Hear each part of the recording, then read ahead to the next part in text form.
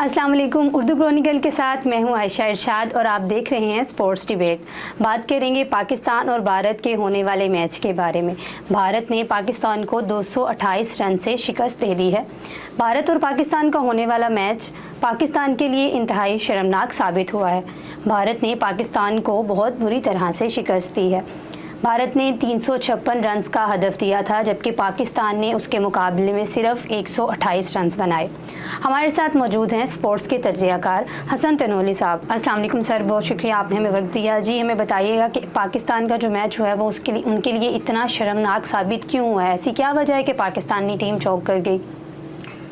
वालेकुम सलाम। पहले तो आपने मेरा शुक्रिया अदा किया, आपका भी बहुत बहुत शुक्रिया। और सबसे बड़ी बात यह है कि अगर आप देखें तो पाकिस्तानी टीम जो है बड़े मैचों में उनको चोक करने की जैसे आदत लग गई है, क्योंकि इससे पहले भी अगर आप देखें पिछले साल एशिया कप के फाइनल में पाकिस्तानी बैटिंग लाइनअप जो है चोक कर गई थी। हालांकि 4 विकेट हमने इतनी इजीली हासिल कर ली थी।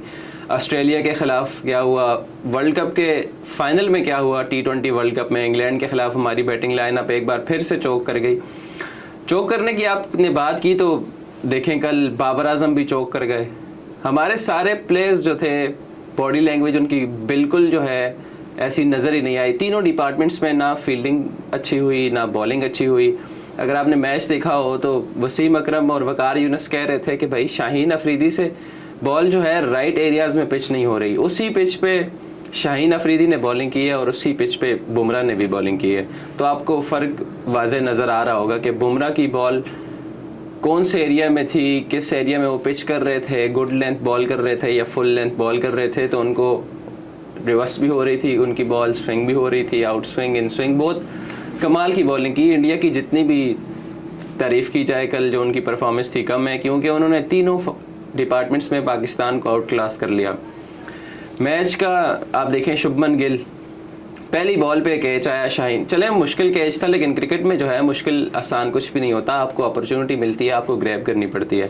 शाहीन अफरीदी ने अच्छी ट्राई की, कैच ना हुआ और उसके बाद देखें उन्होंने कितना ज़बरदस्त 50 किया और कैच के साथ साथ उन्होंने अपनी फिंगर भी जो है इंजर्ड कर दी शाहीन अफरीदी ने, जिसके बाद उनसे बॉल जो है ग्रिप भी नहीं हो रहा था। ये वजह भी थी काफ़ी। इसके अलावा अगर आप देखें तो रन्स का प्रेशर इतना ज़्यादा था। 356 रन्स बहुत बड़े रन्स है वनडे क्रिकेट में।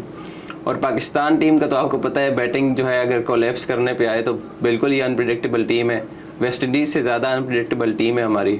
तो यही वजह थी। अब देखें शायद फाइनल में पहुंचना हमारे लिए बहुत मुश्किल हो गया है, क्योंकि इतने बड़े मार्जिन से शिकस्त के बाद जो है हमारा रन रेट नेगेटिव में चला गया। जी, हारिस रऊफ और नसीम शाह इंजर्ड भी हो गए हैं मैच के दौरान और डॉक्टर ने उन्हें 1 वीक का रेस्ट दे दिया। जी बिल्कुल, हारिस रऊफ और नसीम शाह की जो इंजरी है बहुत बड़ा ब्लो है पाकिस्तान के लिए। अगर आप देखें तो दोनों बहुत ज़बरदस्त बॉलर हैं। स्पेशली अगर हम हारिस रऊफ की बात करें तो पेस बैटरी कहा जाता है उन्हें, क्योंकि सबसे तेज़ बॉलिंग करते हैं पाकिस्तान में। दुनिया में जो तेज़ तरीन बॉलर हैं उनमें वो शामिल होते हैं, क्योंकि उनकी शानदार बॉलिंग का सबको ही पता है। एशिया कप के हाईएस्ट लीडिंग विकेट टेकर भी थे वो। उनका ना होना भी कल एक बड़ा इशू था, क्योंकि बॉलिंग करते हुए उनका मसल पुल हो गया, जिसकी वजह से वो 1 हफ्ते के लिए बाहर हो गए। अल्लाह ना करे कोई मेजर इंजरी हो, लेकिन सुनने में तो यही आ रहा है, जो ज़राए हैं या जो सोर्सेज हैं उनकी इतलात के मुताबिक मसला इतना बड़ा नहीं है, लेकिन प्रिकॉशंस की वजह से आगे, क्योंकि इतना बड़ा इवेंट है वर्ल्ड कप है, प्रिकॉशंस की वजह से डॉक्टर्स ने कहा है कि इनको हम रेस्ट दे रहे हैं। नसीम शाह का भी सेम है, बहुत कमाल की बॉलिंग की है। नसीम शाह की अगर आप बात करें तो नसीम शाह वो एम्प्लॉई है जो अपनी 120% जो है परफॉर्मेंस देता है, लेकिन उसको जो आउटपुट मिलती है वो 60% मिलती है। 120% जो है आप एफर्ट करो और आपको 60% आउटपुट मिले, उसके बाद जब ईयरली या मंथली एवरेज निकाली जाए तो उस बेचारे को नौकरी से निकाल दिया जाता है कि यार आपकी मेहनत नहीं है। जी। जिस तरह से उन्होंने बॉलिंग की है, बड़ी कमाल की बॉलिंग की है। एवरेज स्पीड उनकी जो है उस मैच में देखें आप 140 रही है, बहुत शानदार बात है। इंडिया के पास ऐसा कोई बॉलर नहीं है जो 140 की एवरेज से भी बॉलिंग कर सके। जी, लेकिन इसकी क्या वजह है कि पाकिस्तान की बॉलिंग की कारकर्दगी इतनी कम है? कप्तानी में मसला है, क्या मसला है? बॉलिंग इतनी गंदी उनकी क्यों रही है? देखें एक मैच में जो है एक बुरा दिन, क्रिकेट में देखें दिन भी होता है, स्पोर्ट्स में प्लेयर का दिन भी होता है, अच्छे बुरे दिन आते रहते हैं। लेकिन ये बात आपने ये अच्छा सवाल किया कि भाई कैप्टनसी में ज़रूर हमें कुछ फ्लॉज नज़र आए बाबर आजम की तरफ से। देखें जैसा कि इफ्तिखार को 5.4 ओवर दे दिए गए, जबकि सलमान अली आगा से 1 ओवर भी नहीं करवाया गया। जब आप एक्सपेरिमेंट्स कर रहे हो, आपको पता है कि भाई हमारे पास बॉलर नहीं है, 5 ओवर हारिस रऊफ के स्पिन बॉलर नहीं करवाने हैं, क्योंकि हमारे पास ऐसा कोई अच्छा बॉलर तो था नहीं उसके अलावा। तो आप 2 ओवर सलमान अली आगा से ट्राई कर लें। आप देखें श्रीलंका में उन्होंने कितनी शानदार बॉलिंग की है एशिया कप से पहले जो सीरीज़ खेले थे हम श्रीलंका के साथ। तो सलमान, उसके अलावा फील्डिंग चेंजेस या रोटेशन ऑफ बॉलर्स में कहीं पे हमें जो है बाबर आजम डल दिखाई दिए। उसके अलावा पाकिस्तान, अगर आप देखें तो दोनों रिव्यू पाकिस्तान ने ज़ाया कर दिए। तो ये हमें कुछ फ्लॉज नज़र आए कैप्टनसी में भी बाबर आजम की, और बॉलिंग के जहाँ तक ना होना, पाकिस्तान की माशाल्लाह बड़ी वर्ल्ड क्लास बॉलिंग अटैक है जी। एक मैच में अगर वो परफॉर्म नहीं करते तो मुझे नहीं लगता कि अगर हमें उन्हें इतना ज़्यादा क्रिटिसाइज करना चाहिए। तो जो ये मसाइल हैं स्पिन बॉलिंग के, ये कैसे हल हो सकते हैं?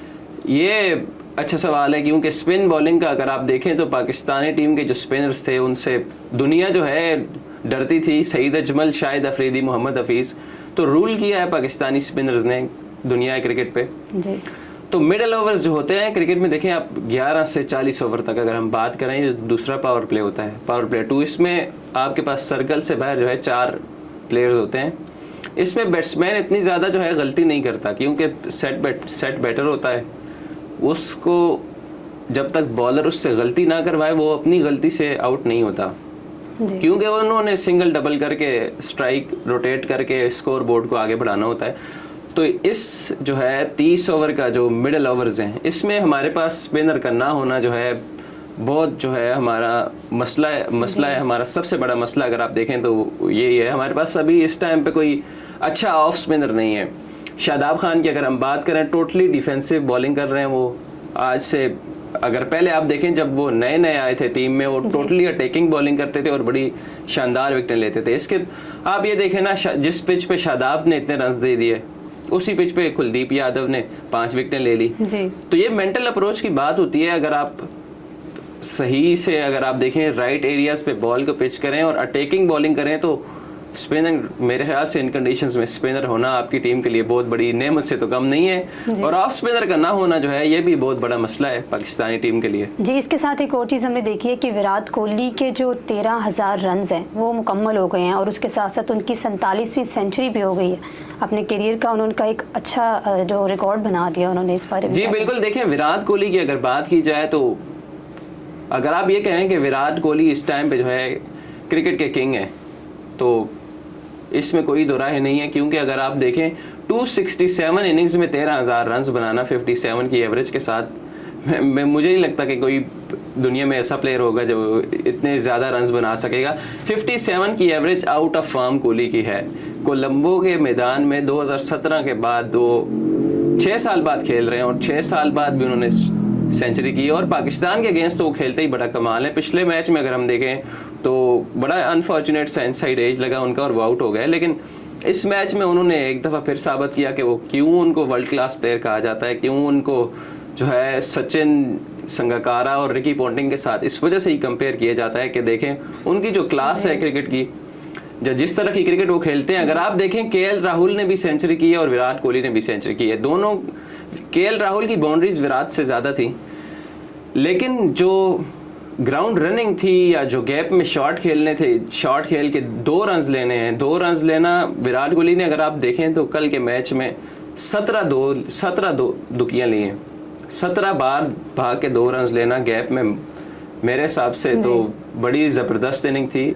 और इसके अलावा भी फास्टेस्ट टू 13,000 रन, बहुत शानदार बैटिंग की है, जितनी तारीफ की जाए कम है जी। इसके साथ मैच के दौरान सिर्फ इंडिया के 4 बैट्समैन आए हैं और उन्होंने मैच मुकम्मल किया है। इसके अलावा कोहली ने और राहुल ने सेंचुरी की है मैच के दौरान। मैं वही कह रहा हूँ, क्योंकि देखें आप जिस तरह से हमारे प्लेयर्स की बॉडी लैंग्वेज लग रही थी जब मैच स्टार्ट हुए, तो अगर आप देखें शुभमन गिल बहुत कंफ्यूज लग रहे थे, बिल्कुल ही वो स्टार्ट से ऐसे सहमे लग रहे थे, लेकिन क्योंकि शाहीन अफरीदी को स्टार्ट में उतना स्विंग नहीं मिला, उस तरह से सीम जो है नहीं हो रही थी गेंद या कंडीशंस जिस तरह से भी थी।